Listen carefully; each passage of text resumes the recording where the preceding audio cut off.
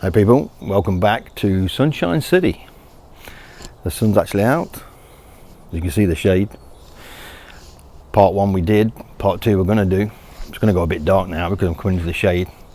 Part two is going to be all about the continuation of where we left off with part one, would you believe. I'm now going to do three other places for who does the best EV.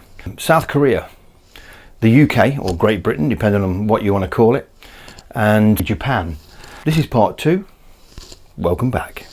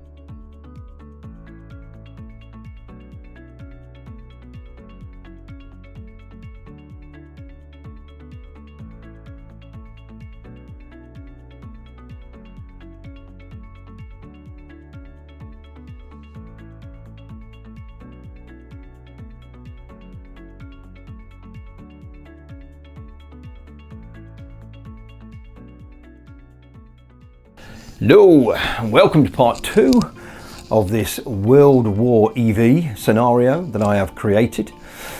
Part one, been and gone. Look at that, it's down on the channel there, so look at part one maybe before you come to this, but it would make no difference because this is three completely different countries, same scenario, same. Oh, by the way, before I go on, I've got no EV t-shirt on today, no merch from me, something a bit different. I don't know, I've been watching Sons of Anarchy on television, but hey, look, Sons of Anarchy, the t-shirt.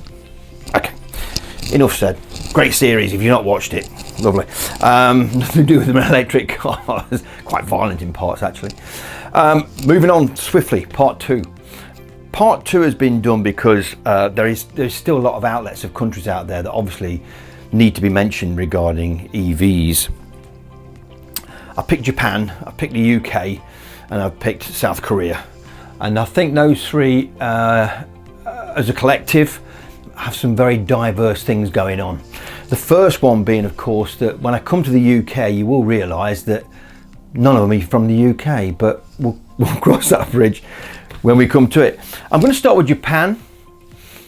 Japan has had some great years of motoring and some brilliant opportunities where they could have took things to another level, and they haven't. They've failed miserably.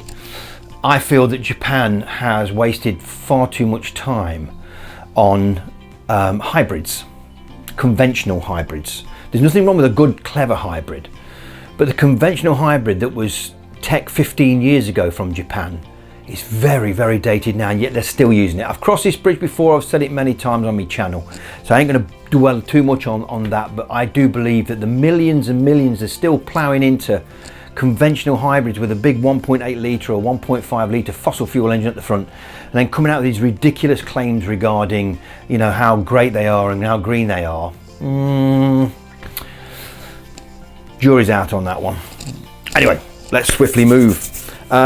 I'm going to first mention, of course, the sister company to Toyota, which is Lexus. Lexus again have been a letdown. They've come out with I believe they came out with a FEV before they actually went fully electric. Now I've gone fully electric with the UX300e, which is up there, you can see it. Now the Lexus 300e is a good looking car. Design concepts are great with Lexus. I haven't got a problem with that. It's just that the thing that really peeves me about Lexus is the range of that Lexus. This is their best prestige quality car out of Japan. If that's the case, that range should be as much as the best quality car from elsewhere for the price, and it's nowhere near. The claimed range of 300 plus, you know, 400 kilometers as they say, so absolute, you'd never do it in the real world. The real world range on that Lexus is probably around 280, and I'm being very generous at that, probably 260 at the very most in the summer. So that's the First problem I've got with Lexus, they are still in this mundane, boring scenario where Toyota have left them. And okay, people, within the next 3 to 4 years, hopefully Toyota and Lexus will have a full range of EVs, which are real great cars. And I've said previously in other posts that maybe, can you hear that? That's a big truck. I don't know where the hell that is. Continue. Yeah, I've said before, Toyota Lexus have been a massive letdown for Japan in general. And yes, they do create a lot of jobs and all the rest of it and whatever, but no, I think they should have been far more future thinking by now, and they haven't been.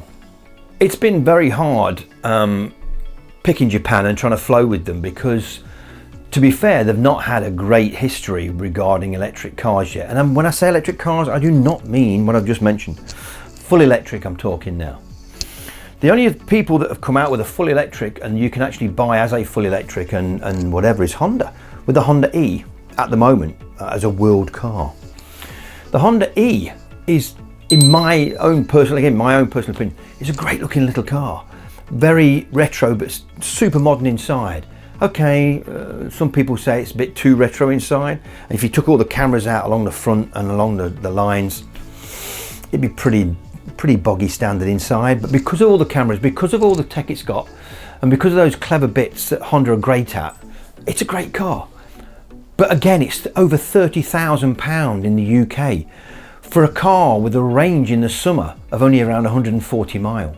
Now, I know Honda have marketed this thing as a we've not made this for range kind of car. But Honda, show me one that you've done then with great range of 300 mile plus or even 250 mile plus. It ain't there, is it? So come on, let's play the game here. So that's the Honda E, which is that one there. From the Honda E, my next one will be something that's not quite released yet, but I'm going to give it as a go-go for Japan because I think it's the future of Nissan. That's the Ariya. The Ariya, that's the baby. The Ariya is the car to take over where the Nissan Leaf will finish. I've not mentioned the Nissan Leaf here because that will come up later on. The Ariya has, so far, the press have quite liked it from what they've seen. I've not seen a full review with anyone driving it yet because I don't believe it's out there as a car you can physically get behind and drive yet. It's far more than a concept. It is in production and flowing, but it's not there for me or the likes of me to go, give me your Ariya, I'll do a review. So the Ariya has an estimated range of up to, I think it's about 460 kilometers, don't quote me. But again, that in real world, that will probably not even do 300 miles, even in the summer. I'd say it's going to be around the 250, 260 margin. Well, Tesla's already doing that. So range-wise, yeah, a lot better, a lot better. Great looking thing, very nice, you know, as you could see from the pictures, which I'll put up again. That's the Ariya, Nissan. Should work for them, but again, price-wise, they've got it completely wrong for the UK market because that thing's going to kick out towards the 50k pound sterling. That's a lot of money, folks. So that's the basics of the Japan 3 cars that I've mentioned. Japan as a country, again, like I say, I'll go back and I feel they have let things go, and they could have made some brilliant EVs. They need 300 mile range plus, and they need to be top end if you're going to be asking top end money, folks. So yeah, Japan's got a massive like hill to climb now and get away from these horrible like hybrids and get up there with full EVs. That's Japan. Moving on from Japan, as we've just done, we'll now consider the UK. The UK has a bad reputation for cars from the 60s, 70s and 80s. We made some abominable cars, British Leyland and all the rest of it. Geez, even the early Jaguars weren't great. I mean, let's face it, they rotted like no tomorrow. A lot of people will disagree with that, but I know they did. Wheel arch rot, bottom doors, didn't last 5 minutes, and then to try and repair them, sometimes the engines were sometimes real expensive to repair. Anyway, moving on from what used to be. Now 2021 and we are still making the Nissan Leaf over here, along with some Toyotas. Literally only 15 miles from where we are now is one of the big Toyota factories of Europe, on the Burniston Island near Burton-on-Trent, say 20 mile. I pass it every morning. Sometimes very busy island, loads of Toyotas. You know the work there because they've all got Toyotas. But yeah, moving on, I'm digressing again. Basically what it is with the UK market, we don't make a domestic vehicle here anymore. We make everybody else's. Jaguar Land Rover is not owned by the British anymore, or by, you know, anything to do with anyone British. I think it's Tata still, Indian company, unless they're sold out yet again. Ford owned it for a while, and people have had the dibs in Jaguar no end. So I was never a big Jaguar fan. Made some good looking cars, quite quick ones in the past, and they put superchargers on them and everything else, and blah blah blah, and great, made some good V8s. But times have to shift. So I think Jaguar's shifted now, and I'm going to start with them because I think it's the best car made in the UK at the moment, and that's the Jaguar Eye Pace. The Eye Pace, as you can see here, there, the Eye Pace is a car that, yeah, I would love to have a drive in. I've not driven one yet, so anyone out there with an Eye Pace wants to give me a quick drive in theirs, and I'll do a review for you if you're local within Leicestershire somewhere, as long as this COVID malarkey lifts. So yeah, that Jaguar Eye Pace, good range, very good build quality, looks lovely inside, got all the toys, all the bits and bobs you want, good sat nav on in there, clever, some clever tech, and looks nice, looks a well-made piece of kit. So Jaguar is the saving grace of the UK at the moment when it comes to EVs. There is, like I say, the Nissan Leaf, which is still made up in Sunderland Lake. Bad Geordie accent. Although if you're from Sunderland, sorry, you're not really a Geordie, it's meant to be Newcastle. But the Sunderland factory has made a good quality car in the Leaf. The problem is Nissan's never shifted. Nissan have never made it any better than it is when it first came out. Yeah, they made the design concept better, but the interior bits and bobs are the same in the Leaf now as they were of my lads, which is a late 2015. Same interior door panel, same switches, very, very dated now to look at, and quite dated to buy. I wouldn't buy one now because of that. And also the BMS system, the battery management system on the Nissan Leaf was pretty gross. In fact, non-existent in comparison to other EVs, and even is now. And the only saving grace of the Leaf was the fact when they came up with a bigger battery pack, which gave it a 265, 270 mile range in the summer, which dives down to just under 200, I believe, in the winter. But you paid for it. You know, that thing was expensive. They're saying it was quite low tech in comparison with other EVs at the time, and it's still being made now, and it will come to an end soon, because I believe that the Ariya will be Nissan's way forward, and that's why I did that in the Japanese one. So that's Japanese owned, Land Rover, Jaguar, Indian, Tata, or whoever now. Land Rover, Range Rover, whatever you want to call them nowadays, and that group need to get that Range Rover shifted, get that V8 out of the way, get that big diesel out of the way, which is atrocious, and move on and get it down to being a full EV. Now, if they did that with the Range Rover and gave it a range of about 300 plus miles, with the capability of 300 kilowatt per hour charging systems behind it, then it would probably still, you know, stay a major player in the world, and that would be very, very good for the UK and Land Rover stroke Range Rover stroke the group. But if they don't, they're going to be left behind, and I think they're going to regret everything. And all they've done so far is come up with a PHEV Range Rover, which is a bit of a laugh. Again, limited mileage on the electric, and then you're straight on that fuel again, like 10, 12, 15 to the gallon, whatever they do nowadays. And anyone who tells me that they do 40 plus to the gallon, any diesel Range Rover, full spec, nah, don't believe you at all. There's nowhere in the world. Even Range Rover only did it for, I think they maxed out at about 28, 30, something like that to the gallon, and that's under their testing. So get it shifted, get the fossil fuel gone in the Range Rover and in the Range Rover group, and get them, and the Discovery, and get them full EV, because if you don't, you're going to be left behind, and that will hurt the UK and the car industry here. It's only because others have invested in the UK that we've still got a car industry. Outside of that, we have nothing. I don't know what else to say about the UK really, apart from the fact that we need other people investing here, and it's a shame that Tesla haven't come on board and done a gigafactory here, or at least made the European Tesla here instead of picking Germany, which was a great shame. But hey-ho, things happen. Trying to make the best of this sunshine. I've come out onto the rocker. I don't think this sun's going to last, so I'm going to make sure I get a bit of it today. Moving on to South Korea. South Korea have been making EVs for many years and possibly made the longest range ones that came to light around, wow, nearly 8 years ago now in the Kia Soul, when that first went EV. Hyundai have got one out now, obviously, everyone knows about Hyundai, IONIQ, and they make some very good long range EVs. They now seem to be ahead of the game, or were, regarding range for the price. But again, those things new were still 34, 35, 36 grand for the top of the range ones with all the bigger battery packs. So yeah, South Korea will go forward with their range as it is. They may well make it better, but they're already to a point where others aren't. So they've done quite well, and I think they realise this. And the people who wanted a high range, good, well-made EV have gone out and bought them already, and I think they're doing well. Sun's directly in my eyes here, but I'm doing it because I need the sun. So if I'm squinting a lot, I apologise. So yeah, to finish up, the Hyundai, the Kia, and the SSANG, should have come up there. If they didn't, my editing's rubbish, are all part players. I don't know how good SSANG is going to be in the future. It could be a bit of a lemon. Who knows? Who knows? Let's hope it's a nice, long-range, cheap, well-made EV.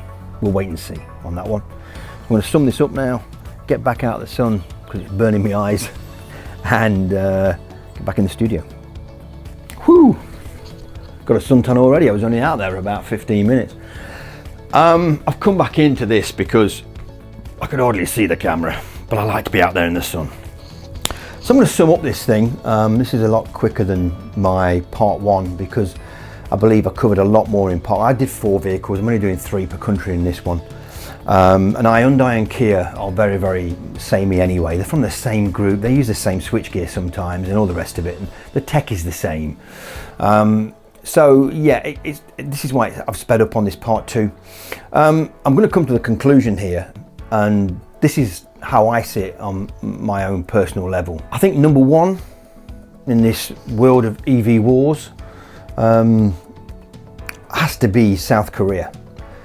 Now I say that because they were the entrepreneurs, if you want to call it that. They were the first to come with a good, solid vehicle with a long range. The Kia e-Niro, Hyundai IONIQ, and these others I could mention and whatever, have sped forward and gave a lot of range for the value of money you're paying, especially when they first came out, you know, the new models 2 to 4 years ago. Going back further than that, like I said before, you had the Kia Soul, and the Kia Soul set benchmarks. It was a full EV, you know, not from ground up because it was based on the ICE car, but they've developed, they've gone forward with battery technology, and I think up to, especially 2 years ago, they were top marks. Number 2, wow, I'm honestly going to jump for the UK over Japan, purely because helicopters. Excuse my helicopter, it's just about to land on the premise outside in my back garden. It's probably my family coming home. Oh yes. Number 2 being the UK, and this is how I see it. The Jaguar Eye Pace, and Jaguar in particular, is a world player. They've got the quality right, they've got the range right, they've got the looks right, and I do say it's a well-made vehicle. And number 2, purely because the next car being the Nissan Leaf, I see the Nissan Leaf as a bit of an icon. Let's face a few facts here. It is very iconic within the EV world. And I think it'll be one of them first classics that if you still got a Nissan Leaf, one of the early ones, or even one of the Japanese built first ones, and you still got that car in 10 years time with a good battery packet still in it, everything working, I think it'd be a bit of a classic. So the Nissan Leaf has to be another draw to why I'm saying the UK. And the lads up Sunderland, I've said it before, have kept the quality great up there, and I think Nissan know that, and that's why they've stuck with them. And of course you've got Toyota, but again, that's only hybrids in the UK. So the quicker they make a full EV and make it in the UK, the better for Toyota and the better for the UK. So that's why I jumped for the UK as number 2, because I do feel that Japan is behind. Now when Toyota and Honda and a couple of other manufacturers come out of Japan making a far better range of EVs, if I did this again in say 4 years time, I might put UK at the bottom, I might put Japan at the top. But as we speak now, That's the way I see it. So 1 has to be South Korea, 2 has to be the UK, and 3 is Japan. That's only my opinion, folks. I ain't always right. Comment below if you think I'm wrong. Comment below if you think I'm right. Comment below if you've got something that you feel needs to be said on this channel. Hi people, back again. Just been for the jab. Got the Pfizer one. Hope it works. Don't know if I'm going to feel bad or not, but hey, we've all got to go there sooner or later, so I'll man up, you know how it is. Okay, that's the end of this, folks. It's just to say thank you for the subscribers so far. Try to get more on board. Spread the word if you're already a subscriber. This ain't just going to be about electric cars. I don't want it that way, and you know it's going to change. But they'll always be on top of the list of things we do, and the lifestyle around them, and what we can do, and where it takes me and my family and whatever. So great that you're stopping with me. This is number 15 now, or 16, I've lost count. But that's the end of part 2. Hope you liked it. Just so you realise, I don't do this on a professional level, not that you couldn't tell. This is all done by myself, and my boy helps me because he knows a bit more about cameras than I do, a lot more, may I say. But this is no high production deal. This ain't, you know, your big boys. This ain't Auto Trader. This ain't Car Wow. This ain't all the guys with the big cameras and the big production crews and whatever, and the big money. This is just good old me, who's been in the Auto Trade, or connected to it, should I say, but not permanently, for nearly 50 years now. I'm getting on. Ooh, 48 years, let's say.